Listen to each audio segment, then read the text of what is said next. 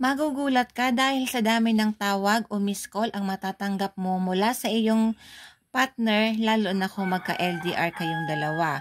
Gawin mo ito ng kahit na anong araw at oras. Mag-focus ka at kailangan maniwala ka lang sa iyong ginagawa. Kumuha ka ng pulang panulat, pwedeng ballpen o pentel pen. Isulat mo dito ang tunay na pangalan ni target mo. Tapos dito sa likod, isulat mo ang rune symbol ni ito na siyang tutulong sa iyo para tawagan ka ng tawagan ng inyong target, lalo na kung hindi na ito nagpaparamdam sa iyo. Gayahin nyo lamang po ito kung paano ito isulat. Pagkatapos ay lagyan mo ito ng iyong laway. Punasan mo ito, kumuha ka lang ng iyong laway. Kailangan mabasa itong rune symbol na ito ng iyong laway.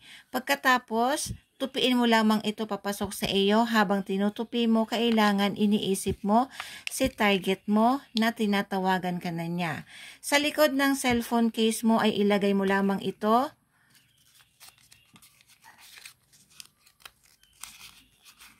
At hayaan mo ito dito sa iyong cellphone case at magugulat ka, lagi siyang tatawag sa iyo, magpaparamdam, kukumustahin ka at iba pa. Mag-iingat po tayo sa mga scammer na kinukuha ang video ko para manloko.